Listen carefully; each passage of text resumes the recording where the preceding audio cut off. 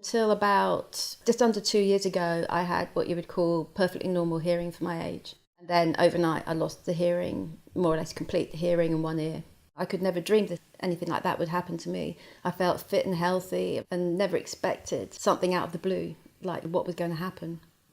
I just had this really weird, strange feeling, and then just suddenly the room just started spinning like crazy. I saw various doctors at hospitals here that I felt they were really quite dismissive. They just kind of said, oh, you've got labyrinthitis, and that was kind of it.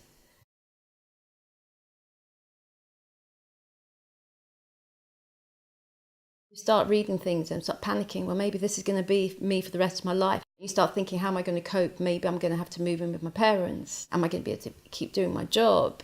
And I would go out and I would start getting panic attacks then and feel very agoraphobic. I think at the very worst stage, I felt incredibly isolated because my hearing felt so different to what had been before. Not only had they had the hearing loss, but I'd had this very kind of full feeling in my ears, and I had very bad tinnitus as well. I felt like I was inside a kind of alien body, and it does affect your confidence a lot, and you are worried in a sense to be around people because you know you can't act like the person you were before.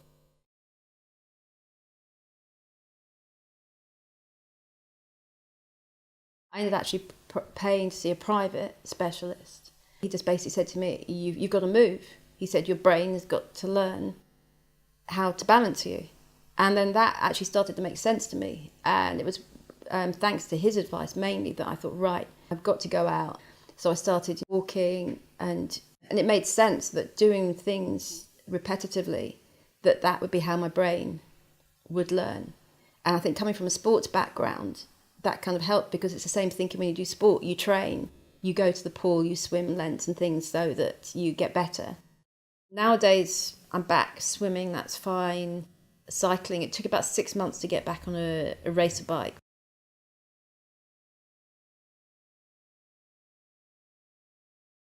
I think one of the most difficult things is coping with the tiredness that comes with any type of hearing loss.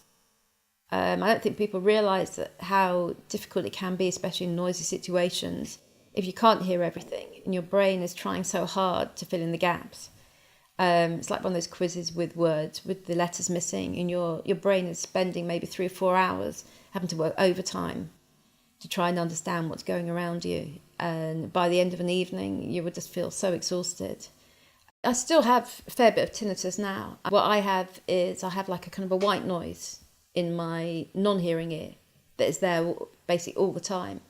So it's almost like that noise if you sort of turn the TV off and you get that hiss kind of noise. Because it's there actually all the time now, I can deal with it okay. And it's actually when I'm just somewhere very quiet is when I wouldn't notice it more.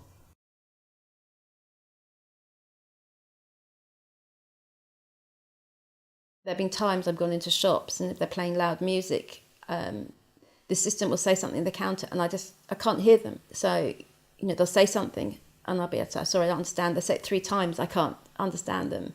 And they just look at you. And in the end, I have to say, look, I've got a hearing problem. And, it can feel quite uncomfortable to say that. You don't know what reaction you're going to get. And, often people just look at you and think, oh, they think an old person's going to have a hearing problem. And you do immediately kind of feel judged in a sense.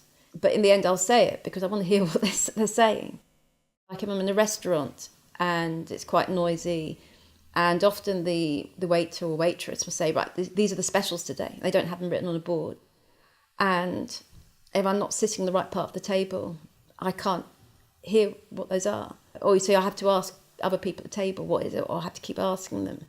And you do feel like you're creating a bit of a nuisance.